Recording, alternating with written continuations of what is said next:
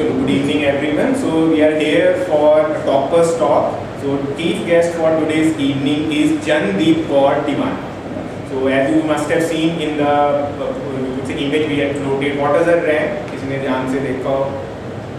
कितना रैंक आया है? 147. इसका मतलब पहले तो we can have a round of applause because आपके पंजाब वाले रीजन के बहुत कम टॉपर्स आपके आए हैं। तो देखो हर साल हम ट्राई सिटी में देख लेते थे कि टॉप 100 में कोई आ जाता था। तो इस बार ना कोई ज़्यादा नेम्स देखने को नहीं मिले कि जो आपके कोचिंग इंस्टीट्यूट में रिजल्ट देखते हैं इतने सारे लोगों के, वो दिल्ली पता नहीं पूरे नॉर्थ इंडिया के उन्होंने लगा रखे हैं। तो इसका मतलब बहुत गिने चुने पर्सन होते हैं हर साल जो टॉप 200 में पहुँच पाते हैं, है ना। पिछले 5 साल में आप कह सकते हो हर साल ही 2 to 3 इंडिविजुअल्स आ रहे हैं जो 1 to 200 में। तो इसका मतलब चंदीप तिवाना को मैंने ना आपके बहुत पहले पढ़ाया था 2016-17। तो 2016-17 में मैंने science and tech environment module को आपके कवर किया था। और फिर अल्टीमेटली ना इनका 2018 में वैसे तो इनकम टैक्स हो गया था। जैसे एसएससी आपने एग्जाम सुना होगा ना, आपसे से जो स्टूडेंट्स कह भी रहे थे कि इस बार निकला हुआ है हरियाणा का, उसको हमें देना है। उनमें तो इनकम टैक्स इंस्पेक्टर इमीडिएटली मिल गया था। ये थापर यूनिवर्सिटी से पढ़े हुए हैं, तो इंजीनियर्स की एडवांटेज क्या होती है? Maths, reasoning. तो इसका मतलब उनके थ्रू पहली जर्नी तो बहुत स्मूथली निकल गई आपकी, जिससे इनको एक गवर्नमेंट जॉब इमीडिएटली मिल गई। और उसमें अच्छी बात क्या हुई कि पटियाला ही इनको मिल गया। तो इसका मतलब जो आप अपनी होम स्टेट में ही रह रहे हो तो काफ़ी चीज़ें एवेन्यूज ओपन अप होती रहे। फिर जो नेक्स्ट मेजर था आपकी आप ना PCS 2018 था, वहाँ पे हमने फिर इंटरव्यू की प्रिपरेशन भी गाइड की थी। और जहाँ पे मेरी मेमोरी रिकलेक्ट कर रही है आपकी हॉबीज के अंदर शायद गार्डनिंग, एक जियो पॉलिटिक्स में ना ऑप्शन होती है PCS में कि आप टिक कर सकते हो। जियो पॉलिटिक्स आपके टिक किया था। और उसके अलावा इनकी एक आपकी वो भी था कि डिस्कशन ऑन जो करंट अफेयर के टॉपिक्स होते हैं। और एक हॉबी शायद बहुत ही अभी तक है वो हॉबीज रीडिंग फिक्शन नॉवेल्स, मैंने रीडिंग नॉवेल्स आपके लिखा हुआ था। तो अब जैसे यूपीएससी में सेम रही थी हॉबीज या चेंज हो गई? फिक्शन थोड़ा पोएट्री वगैरह ऐड होगी, तो पोएट्री आपने ऐड तो इसका मतलब इसमें भी आपके देखो जो 2019 में इंटरव्यू हुआ तो मेरे को उस टाइम भी लग रहा था कि शायद इंजीनियर है आपके और ब्राइट तो होते हैं थापर यूनिवर्सिटी वाले स्टूडेंट्स। और उस टाइम में ट्रेंड भी ये था इंजीनियर्स को काफ़ी पिक कर रहे थे आप, क्योंकि हमें तो था कि शायद उसी अटेम्प्ट में क्लोज हो जाएगा। तो उसमें इनका रैंक ना 48 आया था। तो वैसे देखो बहुत बड़ी बात है कि PCS में टॉप 50 में रैंक आ गया। उसमें प्रॉब्लम क्या होती है कि रिजर्वेशन की वजह से ना सीट्स आपकी पूरी मिल नहीं पाती आपकी 48 रैंक पे। उसकी वजह से उस साल इनका सिलेक्शन हुआ नहीं। और फिर देखो कोविड आ गया, फिर मैं भी यहाँ दूसरे इंस्टीट्यूट्स में आ गया, तो इंटरेक्ट कुछ ज़्यादा टच में वैसे नहीं हुआ। इसका मतलब इनकी आगे की जो जर्नी है वो इनकी खुद की वैसे जर्नी रही। और फिर आपके उन्होंने लो प्रोफाइल रखा था, ऐसा नहीं बस सोशल मीडिया पे हर रोज लगे हुए हैं, स्टोरी डाल रहे हैं, कुछ डाल रहे हैं। तो इसका मतलब मेरे हिसाब से तो यही था कि शायद अटेम्प्ट अब तक खत्म होती होंगी। पर अब क्या होगा कि 2024 का जब रिजल्ट आया तो उसके आपकी रिजल्ट आने की वजह से मैं डाला कार्तिक का बाकी स्टूडेंट्स का ना, तब मेरे को पता नहीं चला था कि इनका हो गया। तो बाद में 3-4 दिन बाद में इंटरव्यू की मैंने फेसबुक पे क्लिप डाल रखी, फिर मुझे चला ये तो उसका सिलेक्शन आपके तो फिर मैंने कहा कि टाइम आ गया कि फाइनली ये से पहले क्योंकि इनके रैंक के अकॉर्डिंग या फिर मुझको IFS मिलेगा। ये इंडियन फॉरेन सर्विस हुआ फिर तो देखो बुलाना बहुत मुश्किल हो जाएगा करने को, कहीं भी कोई पर्सन जा सकता है। मतलब IPS में चांसेस है शायद इनको नॉर्थ इंडिया का आपके मिले 147 में यही 2 में से एक पोस्ट इनको मिल जाएगी। वरना वैसे इस बार ना IAS की 180 पोस्ट थी, ये वन ऑफ द हाईएस्ट थी। तो उस हिसाब से तो देखो IAS भी मिल जाना चाहिए, पर आपकी सीट्स जनरल कैटेगरी में वो 75 पे कंप्लीट हो जाता है। इसलिए आप ना काफ़ी बहुत सारे परम्यूटेशन कॉम्बिनेशन होते हैं जिनको हम राइट वे में डिकोड नहीं कर सकते। तो ज़्यादा टाइम वेस्ट नहीं करते, वरना मेरे को तो आप हर रोज ही सुनते तो आज फिर जनरली आपके ना पूरा आपको प्रॉपर गाइड करेंगे और आपने हेजिटेट नहीं करना है। कोई भी बेसिक से बेसिक क्वेरी हो ना, जैसे इनको ऑप्शनल सोशियोलॉजी था जो कल भी आप पूछ रहे थे, लेकिन से फर्स्ट हैंड एक्सपीरियंस ले लेना है क्या हमें चूज़ करना है, ऑनलाइन कोचिंग क्या होती है, ऑफलाइन कोचिंग क्या होती है, प्रिपरेशन का राइट टाइम क्या है, क्या मिस्टेक हमें नहीं करनी चाहिए, कौन सी एक्सपीरियंस देखो पूरे इन्होंने ऑलमोस्ट एक डिकेड या ऑलमोस्ट दे दी है इस प्रिपरेशन को, है ना। जॉब के साथ मैनेज करना और डिफिकल्ट हो जाता है, जैसे आप कोई अगर जॉब कर रहे हैं उसको ना बैलेंस करना काफ़ी मुश्किल है। तो वैसी क्वेरीज को भी आप एड्रेस कर सकते हो क्योंकि इन्होंने ज़्यादा ब्रेकली इनकम टैक्स के साथ मैनेज किया है।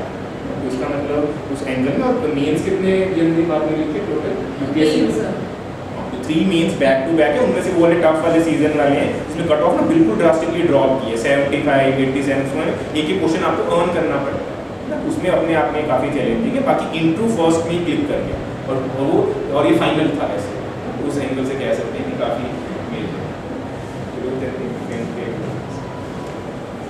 once again thank you very much.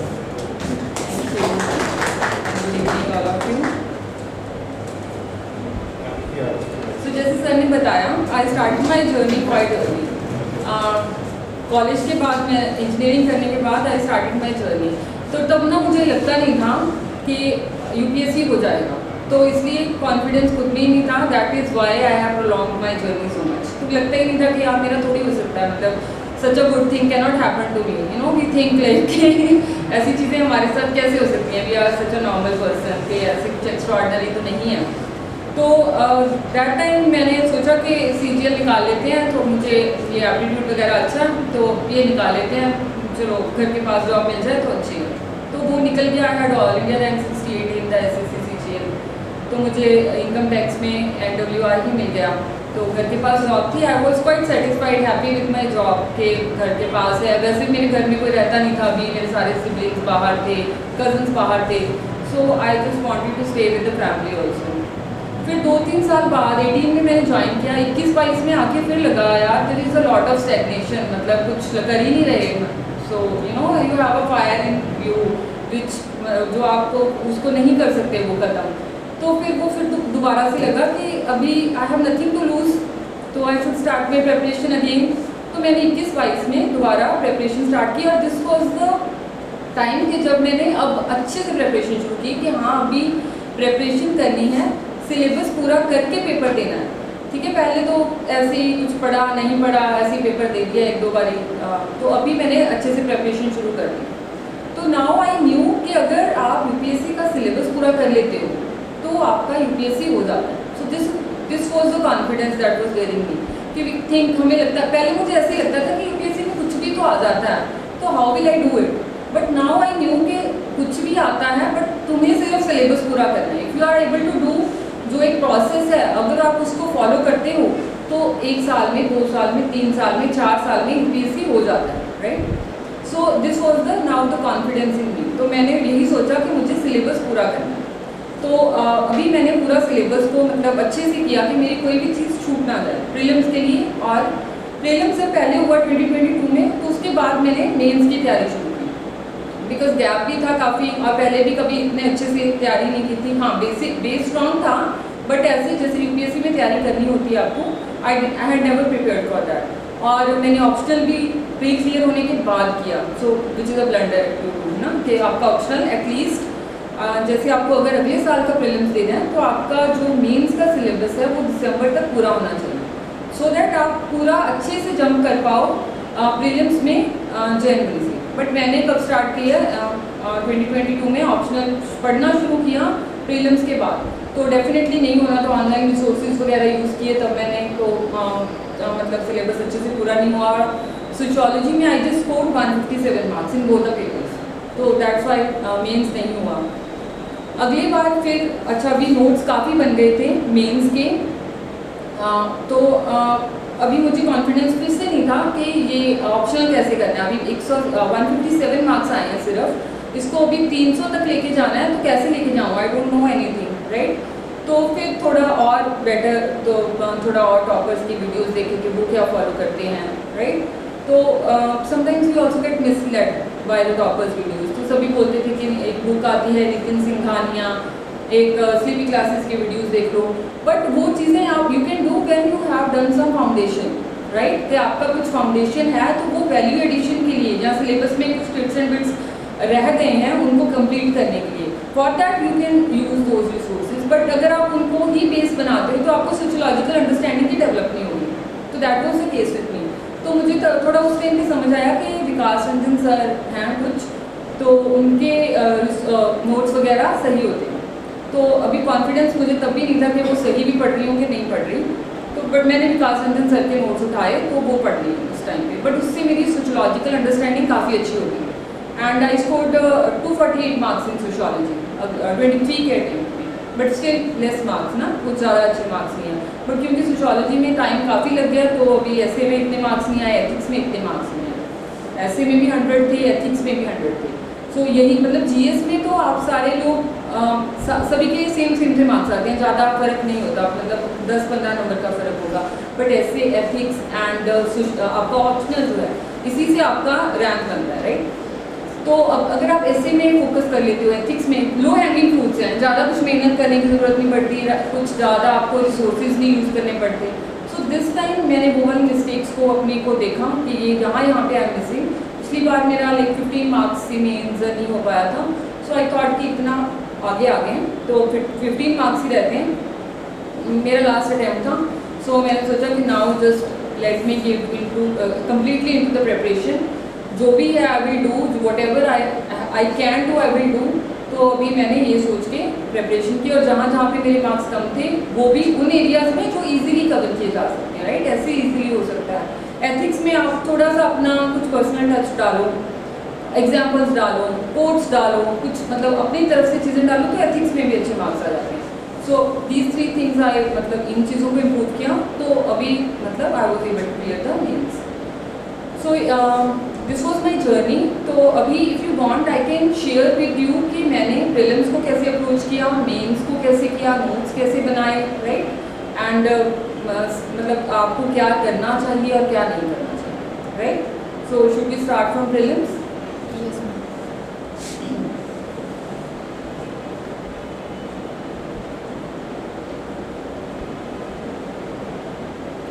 Prelims में एक्चुअली हमें लगता है कि बहुत सिलेबस है, राइट, कि कितना कुछ है।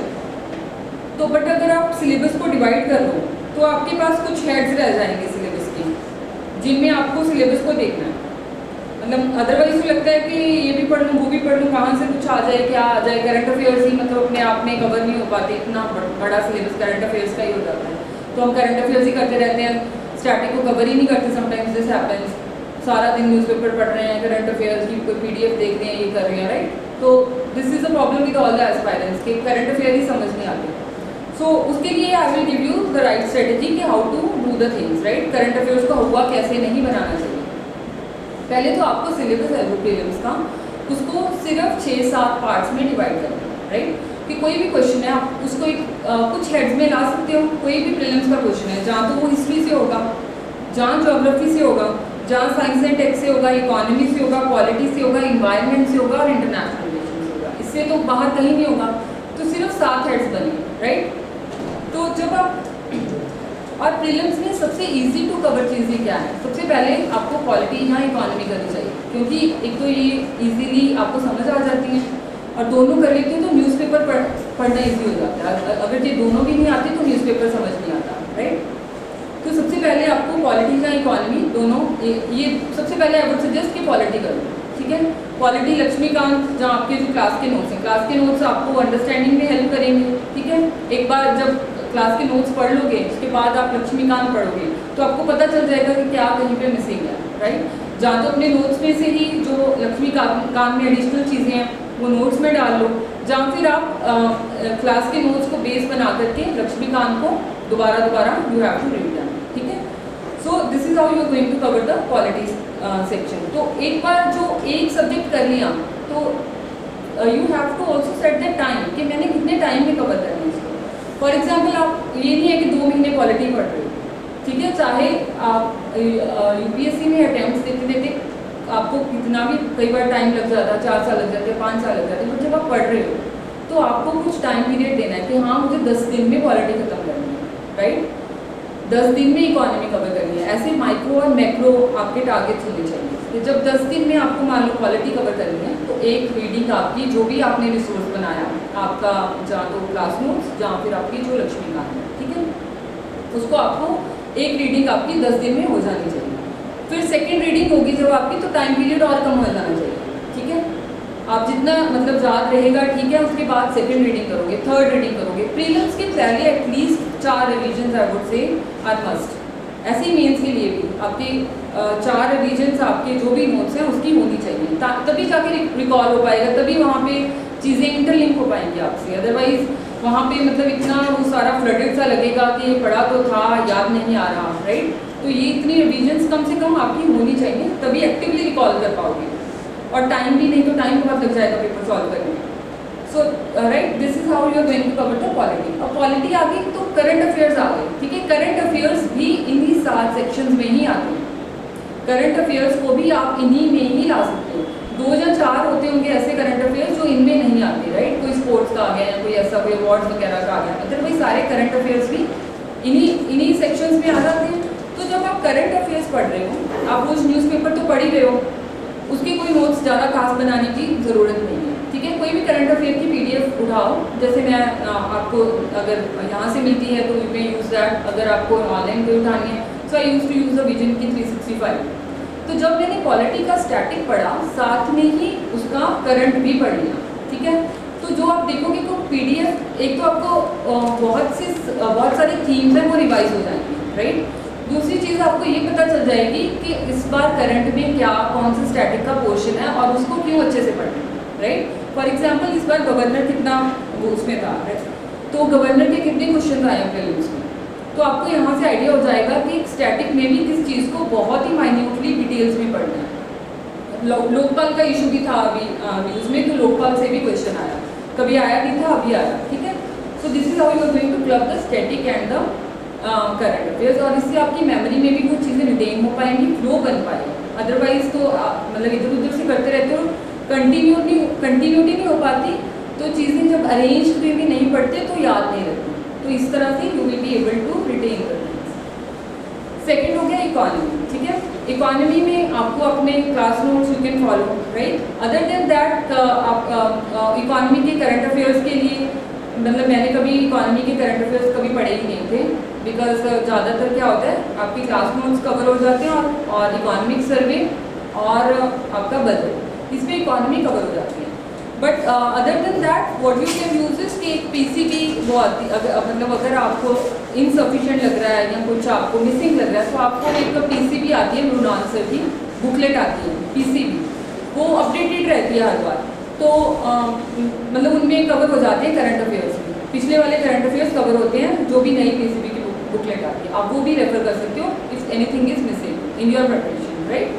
तो आप उसको लाइक एक जैसे हम रेफरेंस बुक की बात करते हैं ना, जैसे आपको कॉन्सेप्ट्स की क्लैरिटी क्लास में होगी, बट अगर कुछ रेफरेंस बुक्स जैसे पहले रमेश सिंह वगैरह पढ़ते थे, बट अभी वो मृणाल वाली जो बुकलेट है वो सही है, उसको आप रेफरेंस की तरह यूज़ कर सकते हैं। तो 1000 पेजेस की होती है, काफ़ी बल्कि रहती है, समटाइम्स बहुत ही ज़्यादा ऐसा लगता है कि फैक्चुअल है, यूज़फुल नहीं होगी, इतना कैसे रिटेन होगा, बट उसको बार बार पढ़ो, रिटेन हो जाएगी और उससे आपकी गवर्नमेंट स्कीम्स वगैरह ये वो सब कवर हो जाएगा, तो वो आपको फोमो भी नहीं रहेगा कि you are missing out on something.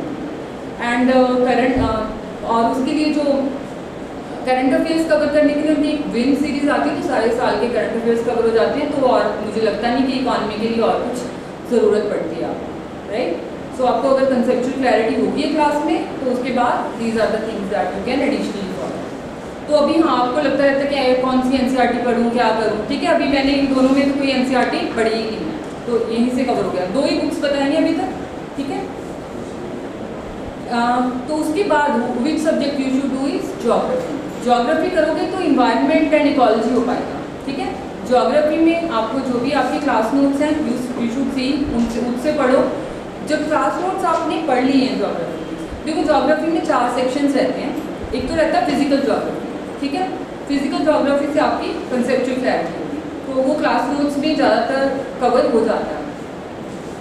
और उसके बाद रहता है इंडियन ज्योग्राफी। इंडियन ज्योग्राफी में ज़्यादातर मैपिंग रहती है या सॉइल्स वगैरह ये सब चीज़ें रहती हैं, तो वो आपकी मैपिंग जो है वो अच्छे से कवर होनी चाहिए, इंडिया की सारी रिवर्स वगैरह, राइट, इंडिया के mountains, peaks, everything, you should be knowing all the land forms of India. ये आपकी क्लास में आई होप कि ये सारी चीज़ें कवर होती होंगी, राइट, रिवर्स वगैरह सब पढ़ाती हैं। तो उसके बाद आती है ह्यूमन ज्योग्राफी, और ह्यूमन ज्योग्राफी में आप NCERT है, वो बहुत अच्छी बुक है, 12th क्लास की NCERT है, अगर आपके कोचिंग में भी कवर होता होगा ह्यूमन ज्योग्राफी, और रेफरेंस के लिए NCERT यूज़ कर सकते हो। तो ज्योग्राफी में 11th 12th की सारी NCERT बहुत अच्छी हैं, ठीक है, you can use them as a reference material along with the coaching के नोट्स। और अगर कुछ और अंडरस्टैंडिंग करना हो, कुछ और अंडरस्टैंडिंग के लिए कुछ ऑनलाइन देखना हो, तो सुदर्शन गुर्जर सर की कुछ प्लेलिस्ट मिल जाएगी आपको यूट्यूब पे, इन सभी टॉपिक्स पे। अगर कुछ समझ नहीं आ रहा या कुछ मिसिंग लग रहा है, so that is the thing that you can follow. तो this is for the geography and environment. Environment के लिए आई थिंक सर सारा कवर कराते ही होंगे, राइट, इन्वायरमेंट का सब कुछ। तो इन्वायरमेंट में आपको क्या देखना है कि इन्वायरमेंट को आप ज्योग्राफी के साथ पढ़ो। जब आप national parks, wild life sanctuaries, everything पढ़ रहे हो, तो आपको इमेजिन होना चाहिए कि आपने ज्योग्राफी की रिवर कौन सी पढ़ी थी, यहाँ पर कौन सी माउंटेन पढ़ा था, राइट। ये आपके दिमाग में खुद ब खुद चलनी चाहिए ये चीज़ें। कि यहाँ पे क्या था, यहाँ पे क्या था, यहाँ पे कैसी सॉइल होगी, यहाँ पे कैसा क्लाइमेट होगा. So all these things should be in your mind, right. तो इन्वायरमेंट में आप क्लास के नोट्स लोगे और उसके बाद यू कैन डू द जो विजन की 365 या किसी भी कोचिंग इंस्टीट्यूट की करंट अफेयर्स की बुकलेट आती है तो वो भी स्टैटिक के साथ उसको ऐड ऑन करके पढ़ो तो अच्छी अंडरस्टैंडिंग होगी, रिटेन हो पाएगा. ठीक है. तो ऐसा भी नहीं लगेगा कि बहुत ही ज़्यादा मटेरियल हो गया, कहाँ से क्या करूँ. And other thing about environment is कि जब आप इसके प्रीवियस ईयर क्वेश्चन शुरू करो, प्रीवियस ईयर क्वेश्चन तो करो, उसके जो ऑप्शंस हैं उसको भी बहुत अच्छे से देखो. फॉर एग्जाम्पल यूपीएससी बहुत ऐसे क्वेश्चन से पूछती रहती है, कुछ स्पीचेस के बारे में या कुछ ऐसे. तो जब आप प्रीवियस ईयर क्वेश्चन करोगे तो आपको ये पता चल जाएगा कि न्यूज़पेपर में कौन सी चीज़ है जो मुझे इन्वायरमेंट से रिलेटेड, इकोलॉजी से रिलेटेड नोट करनी है. इस बार भी आई थिंक ये क्वेश्चन था एक स्पीशीज के बारे में. आपके स्पाइडर पे आया हुआ था. हाँ हाँ, वो क्वेश्चन था. तो अगर आपने पहले देखा होता तो यूपीएससी ऐसे क्वेश्चन पूछती रहती है. ठीक है.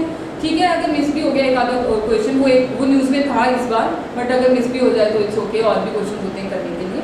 बट ऐसे स्पीशीज आपको ध्यान में रखने होते हैं कि यूपीएससी क्या पूछ सकती है इसको. ये किस एक कैटेगरी में यूपीएससी ज़रूर पूछती है कि ये स्पीशीज किस कैटेगरी को बिलोंग करती है. तो कुछ मोटी मोटी कैटेगरीज होती हैं, राइट. क्रस्टेशियंस, सिटेशियंस, पिनिपर्स, ऐसे मतलब सर ने आपको करवाई होगी कि ये स्पीशीज दे.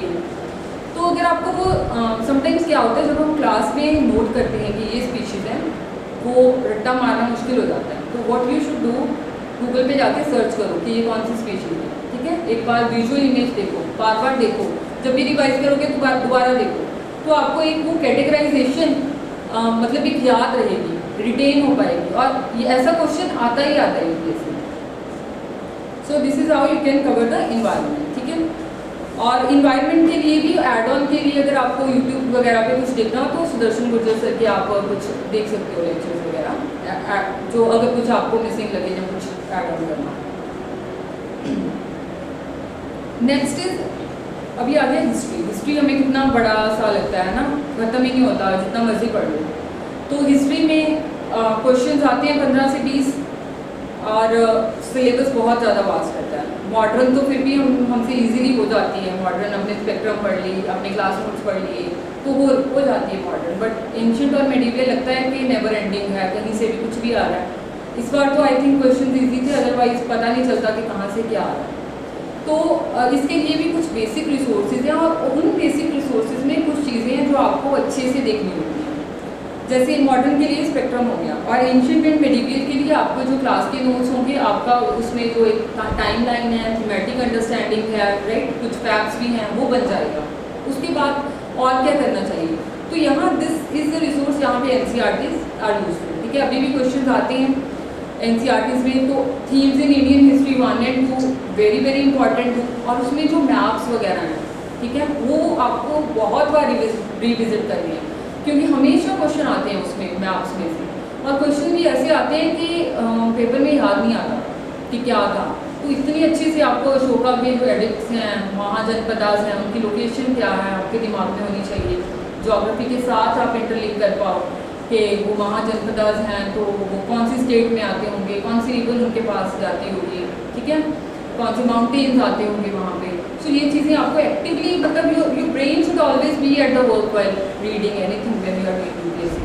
मतलब दिमाग को बंद करके या एक ही चीज़ में you can not do just one subject at a time. ठीक है. जब भी पढ़ रहे हो तो चीज़ों को इंटरलिंक हमेशा करते रहना.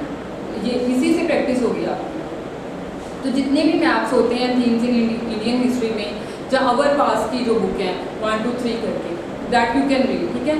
तो उसमें भी जो भी मैप्स हैं उसको बहुत अच्छे से यू शुड डू दैम, बार बार रिविजिट करो, बार बार. And the third thing is Tamil Nadu की जो बुक है 11th जो पुरानी है वो कर लो, चाहे नई है वो कर लो. ठीक है. उसमें से आपका आर्ट एंड कल्चर काफ़ी कवर हो जाता है, स्पेशली जो सदर्न एम्पायर्स है. ठीक है. उसका आर्ट एंड कल्चर और एक वो मेडिवल पीरियड का भी क्वेश्चन अभी इस बार तो नहीं पूछे, पर पिछले यूपीएससी पूछने लगी थी काफ़ी. मेंस में पूछ लेगी अगर अभी नहीं पूछा. वो जो ये वाली डायनेस्टीज थी, उसके बाद अपना हर्षवर्धन के बाद वाली जो डायनेस्टीज थी ना, गुर्जर प्रतिहार वगैरह, ये उधर सेनाज हो गए, पालाज हो गए, तो ये वाली डायनेस्टीज भी उसमें कवर्ड हैं. 11th क्लास की जो तमिलनाडु की बुक है वो कहीं और नहीं होती कवर. तो वहाँ से आप मतलब उसको अच्छे से यू कैन कवर दैट, क्योंकि उसमें से भी क्वेश्चन आते हैं, पहले नहीं आते थे, अभी मतलब मेंस में भी आते हैं question. So this is how you are going to do the art and culture and history. ठीक है, मैंने आर्ट एंड कल्चर के लिए और कोई मतलब कोई किताब पढ़ी नहीं थी, आई वोंट से कि ना पढ़ो, बट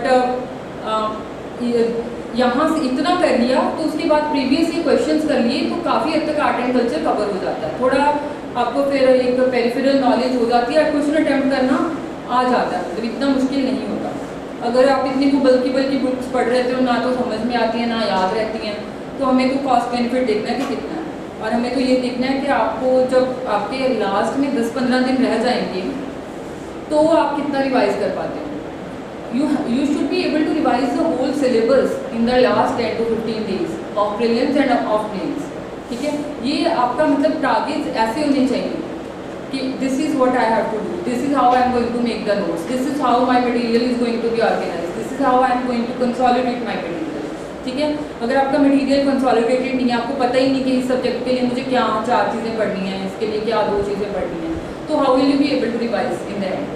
सो जब आप प्रिपरेशन कर रहे हो, आपके मटेरियल को भी आपको कंसोलिडेट करना है कि हाँ इतना मटेरियल है, इससे मेरा सिलेबस पूरा हो गया। ठीक है, आपका मटेरियल का मतलब पर्पस ही ये है कि आपका सिलेबस पूरा हो गया, और सिलेबस पूरा होने के बाद you should B attempting the previous year questions. अगर आपका मटेरियल है उससे 80-90% आपके प्रीवियस ईयर क्वेश्चंस सॉल्व हो पा रहे हैं, स्पेशली प्रीलिम्स के, तो यू शुड बी रिलैक्स कि आपका मटेरियल सही है। ठीक है, आपको इधर उधर भागने की जरूरत नहीं है।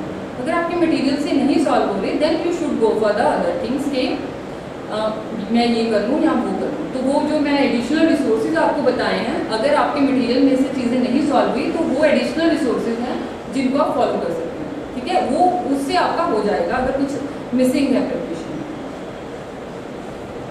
Next is international relations. देखो, इंटरनेशनल रिलेशंस कुछ ज़्यादा हाई फाई नहीं होता, उसमें आपका एक तो बेसिक जो आपके क्लासरूम कोचिंग में जो मटेरियल होता है उससे आपकी इंटरनेशनल रिलेशंस की बेसिक अंडरस्टैंडिंग बन जाती है। उसके बाद इंटरनेशनल रिलेशंस में आप करंट अफेयर्स कर लो तो वो कवर हो जाता है। ठीक है, इतना इससे ज़्यादा कुछ करने की जरूरत नहीं है। जो भी ऑर्गेनाइजेशंस इंपॉर्टेंट है वो क्लासेस में कवर हो जाती हैं, और नहीं होती तो इधर उधर करंट अफेयर्स में हो जाती हैं। ठीक है, तो उसमें आपको जो भी ऑर्गेनाइजेशंस होती हैं, स्पेशली जिनका इंडिया पार्ट है, इंपॉर्टेंट है, तो आपको उसको देखना है कि उसमें कुछ अपडेट्स तो नहीं है।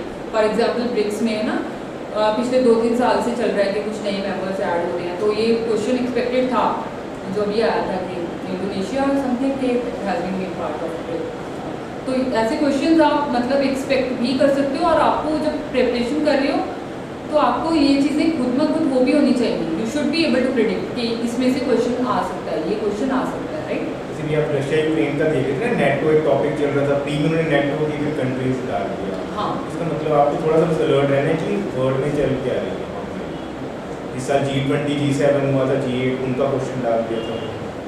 सो जो भी चीज़ें मतलब मैक्रो लेवल पे चल रही हैं, राइट, कि आप रोज़ तो न्यूज़पेपर पढ़ रहे हो, उससे आपका क्या होता है, सबकॉन्शियस माइंड में चीज़ें अच्छे से बैठती रहती हैं, और आपको ये भी पता चलता रहता है कि चीज़ें चल क्या रही हैं दुनिया में, तो उससे आप फोकस आपको किस चीज़ पे करना है। ठीक है, दिस इज मतलब ऐसे नहीं है कि अपना न्यूज़पेपर उठाया और नोट्स बनाने बैठ गए रोज, मतलब वो वेस्टेज ऑफ टाइम है, राइट, वो कोई भी नहीं कर सकता इतना। हाँ, जब तक मतलब हमारा फर्स्ट प्रीलिम्स नहीं क्लियर होता तब तक लगता है कि ये भी ज़रूरी है, वो भी ज़रूरी है। जब एक बार हो जाता है तो पता चलता है कि ये चीज़ें नहीं ज़रूरी। तब पहला नहीं होता तब तक तो हर चीज़ इंपॉर्टेंट लगती है, यहाँ से क्या। ठीक है, एक और चीज़ आप कर सकते हो कि जब आप इस साल 2-3 साल के प्रीलिम्स के पेपर उठाना और उनके सोर्सेज देखना कि कहाँ से पूछे गए हैं। ठीक है, ऑनलाइन काफ़ी जगह पे अवेलेबल होता है कि कहाँ से पूछे गए हैं, तो वो देखना कि आपने वो सोर्सेज कवर कर लिए हैं। ठीक है, तो एक बार वो चीज़ से मतलब आपको वो नहीं होगा कि आपका कुछ रह गया। एंड NCERTs का हमें लगता है कि मेरी NCERTs नहीं हुई, ये नहीं हुई, वो नहीं हुई। देखो, जब आपका पहले सिलेबस पूरा हो गया ना, जो मतलब ये बेसिक रिसोर्सेज मैंने बता दिए आपको, सिलेबस पूरा होने के बाद अगर आपके पास टाइम बचे तो आप NCERTs को you can go through them, तो उसको बार बार नहीं, फिर उसको आप जो एडिशनल इन्फॉर्मेशन इंपॉर्टेंट लगे अपने नोट्स में ऐड कर लो। बट ऐसा नहीं है कि NCERTs से लेके बैठे हो, इतनी NCERTs है ना। ऐसे UPSC सीधा तो, क्योंकि NCERTs अंडरस्टैंडिंग के लिए हैं, तो सीधा तो क्वेश्चन नहीं पूछने लगी। कई बार से आ जाते हैं कुछ, उन्होंने वो बॉक्सेस में जो दी होती है इन्फॉर्मेशन, ये वो आप बस एक बार पढ़िए, अपने नोट्स पे ऐड कर लो, that's what you can do. Right. तो अभी नेक्स्ट अभी करंट अफेयर्स का भी आई होप कि आपका इशू रिजॉल्व हो गया, ठीक है। आर्ट एंड कल्चर में भी जब आप आर्ट एंड कल्चर पढ़ रहे हो तो 11th की बुक हो गई और उसके साथ आप आर्ट एंड कल्चर के करंट अफेयर्स कर लो, तो थोड़ा मतलब वो उसका सिलेबस कम हो जाता है और थोड़ा ये भी पता चल जाता है कि हिस्ट्री में इस बार कौन से इंपॉर्टेंट थीम्स हैं और यूपीएससी क्वेश्चन पूछती है ऐसे, ठीक है। कि उस टाइम पे क्या था, एक बार वो कुछ हड़प्पन साइट थी, वो शायद यूनेस्को हेरिटेज में ऐड हुई थी, तो उसका क्वेश्चन आया था। हाँ, एक बार कुछ किसी भक्ति सेंट का हमारे प्राइम मिनिस्टर ने उनका शायद उनकी कोई स्टैचू वगैरह था वो अनवेल किया था, तो उससे क्वेश्चन आ गया था। तो ऐसे आ जाते हैं क्वेश्चन, इतना मतलब ज़्यादा उसको नितिन सिंघानिया को रटने की आई डोंट थिंक की ज़रूरत होती है। तो अभी करंट अफेयर्स एनी मतलब अभी और कुछ इशू इन द प्रीलिम्स का, ठीक है। एक और चीज़ which I would like to suggest is कि हमें, ठीक है, आप टेस्ट सीरीज वगैरह देते हो, सब अच्छा है। सबसे पहले आपने प्रीवियस ईयर क्वेश्चंस करने हैं। प्रीवियस ईयर क्वेश्चंस आपको जितने कर सकते हो कर लो, 30 साल तक के कर लो, ठीक है। तो एक बुक्स आती हैं अभी तो 30 साल के क्वेश्चंस की, क्योंकि इतनी रेपिटेशन होती है। और जब आप 30 साल के क्वेश्चंस कर लोगे, 3000 4000 क्वेश्चन कर लिए, तो प्रीलिम्स में जाके आपको मतलब you will get the NAAC of solving the questions. अगर क्वेश्चन नहीं भी आ रहा तो भी एक ना वो इंट्यूशन हो जाती है कि इसका ये आंसर होगा, राइट। तो आपको जो भी 30 साल के, पिछले 30 साल के, आप से 10 साल के करो, 30 साल के करो, चाहे लगे कि इतना पुराना थोड़ी आएगा, बट आते हैं क्वेश्चन, हिस्ट्री वगैरह से आते हैं, पुराने भी आते हैं। अगर नहीं भी आते होंगे तो अपनी प्रैक्टिस के लिए, अपनी स्किल्स को शार्प करने के लिए, एमसीक्यू सॉल्विंग स्किल्स को शार्प करने के लिए यू शुड डू दैट। आपको ऐसा भी लग सकता है ये वाला क्वेश्चन तो उस टाइम पे करंट अफेयर्स में होगा, तो अभी मैं कैसे करूँगा। थोड़ा दिमाग लगाओ, कैलकुलेटिव गैस करने की कोशिश करो, क्योंकि इन द जब प्रीलिम्स होगा तो 30 क्वेश्चन भी नहीं होंगे जो आपको एग्जैक्टली आते होंगे मोस्टली। तो उस टाइम पे कैलकुलेटिव गैस लगाना पड़ेगा, खेलना पड़ेगा क्वेश्चंस के साथ, अटेम्प्ट करना पड़ेगा, राइट। तो वो वाली चीज़ें जो कॉन्फिडेंस है वो इस तरह से बनेगा। प्रीवियस ईयर क्वेश्चंस को 2-3 बार you should do, right. Paper से पहले भी जब आपका प्रीलिम्स आ जाएगा तो लास्ट वाले 15 डेज में भी एक बार you should be doing the previous year questions. सारे ना करो उस टाइम पे कम कर लो, बट एक बार तो आपके सारे होने चाहिए। Second thing about the test series, कई बार हम टेस्ट सीरीज उठा लेते हैं किसी भी इंस्टीट्यूशन के, और बच्चों के 50-50 60-60 नंबर भी नहीं आते टेस्ट सीरीज में, and then we get discourage, है ना। जिसमें मैंने देखा कि विजन वगैरह की टेस्ट सीरीज कई बार बहुत डिफिकल्ट रहती है और बच्चे ज़्यादातर फॉलो करते हैं, तो 50-60 नंबर ही नहीं आते जो फुल लेंथ टेस्ट होते हैं।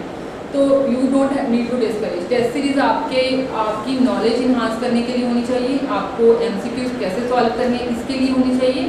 आपको इसके बेसिस पे खुद को जज नहीं करना। जज करना तो अपने प्रीवियस ईयर क्वेश्चंस के बेस पे करना है जज खुद को, कि अगर आपके 80 to 90% प्रीवियस ईयर क्वेश्चंस नहीं हो रहे तो there is a flaw in your preparation, ठीक है। क्योंकि ज़्यादातर सारे रिसोर्सेज जो होते हैं उनमें प्रीवियस ईयर क्वेश्चंस को इंक्लूड कर ही देते हैं। जो भी चीज़ क्वेश्चन में आती है तो अगले नोट्स में वो आ जाती है।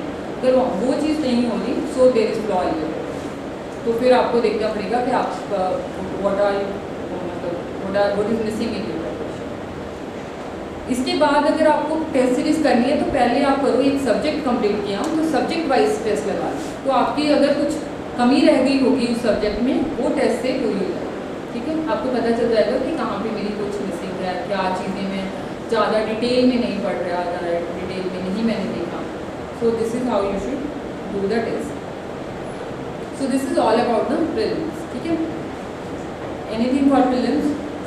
सो सी मतलब अभी सोचने में कितना वो हो गया, चीज़ छोटी हो गई है, राइट। अदरवाइज कितनी बड़ी लगती है ये चीज़ कि कितना सिलेबस है, क्या है, राइट। तो प्रीलिम्स तो ऐसा है कि जब मतलब 1-2 महीने में, फिर जब आप एक बार कर लोगे ना तो 1-2 महीने में भी रिवाइज हो जाता है। मेंस में आपको ये होता है क्योंकि आंसर्स लिखने होते हैं, अपनी स्किल्स चाहिए होती हैं, वो बहुत लेंथी पेपर्स होते हैं, 100 पेज आपको एक दिन में लिखने हैं, मतलब गर्दन अकड़ जाती है, राइट। बैक टू बैक सुबह शाम, फिर सुबह शाम, ठीक है, रिवाइज भी नहीं कर पाते। सो ऐसी मतलब एक तो फिजिकली भी ट्रेनिंग हो जाता है मेंस बहुत ज़्यादा। सो मतलब विदाउट स्लीपिंग आपको इतने दिन पेपर देने हैं, तो वो चीज़ के लिए भी हैव टू प्रिपेयर, राइट।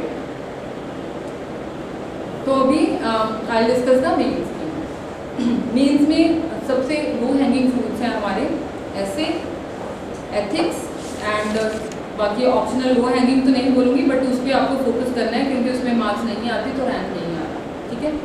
तो ये 3 चीज़ें मतलब जो आपको रैंक लाने में हेल्प करेंगी। हाँ, जीएस भी करेगा, बट अगर इनमें मार्क्स कम है तो आपका थोड़ा मतलब you can miss out on the rank, ठीक है। ऐसे में व्हाट यू शुड डू, देखो देयर आर डिफरेंट स्ट्रैटेजीज, आपको कोचिंग में भी बताते होंगे। I will just tell you कि मैंने क्या फॉलो किया था इस बार, तो I am just sharing you that strategy. तो इस बार मैंने क्या किया था कि ऐसे में जो एक कोड सिलेक्ट की, उसको पहले डिफाइन किया। एक ऐसे में तो मैंने उस कोड को एक और कोड के साथ डिफाइन किया, एक ऐसे में जस्ट वैसे जो मेरी अंडरस्टैंडिंग थी उसके बेसिस पे डिफाइन किया।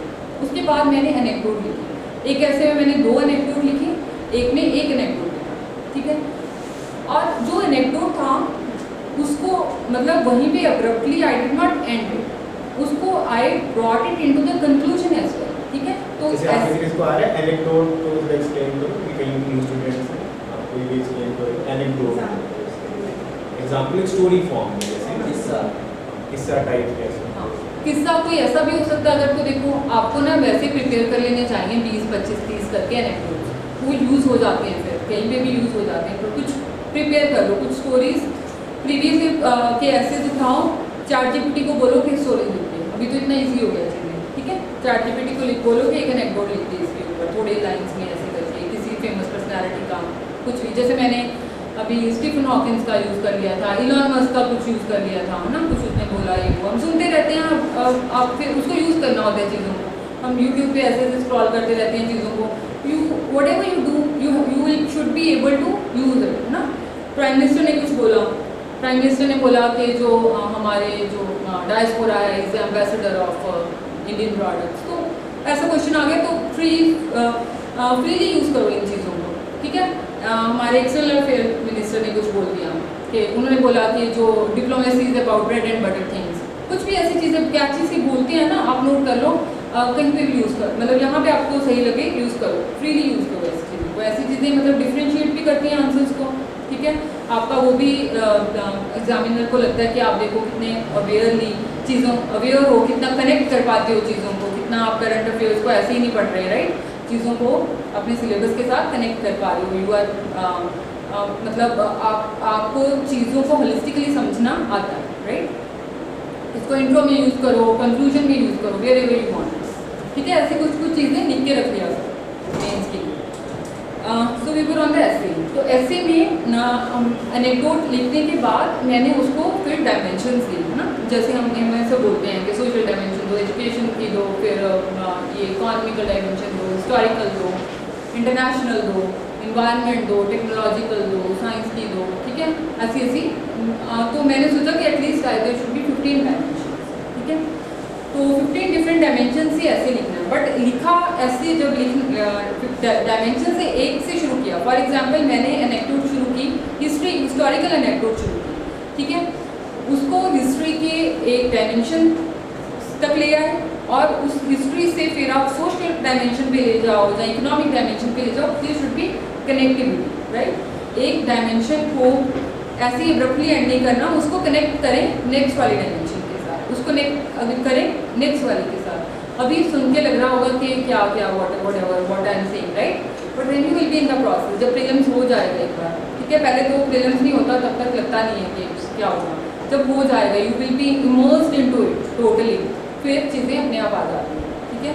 आप देखोगे टॉपर्स की कॉपीज देखोगे, थोड़ा ऑनलाइन कुछ रिसोर्सेज देखोगे, कुछ अपना क्लास की चीज़ें देखोगे, so you will be able to connect the dots, right.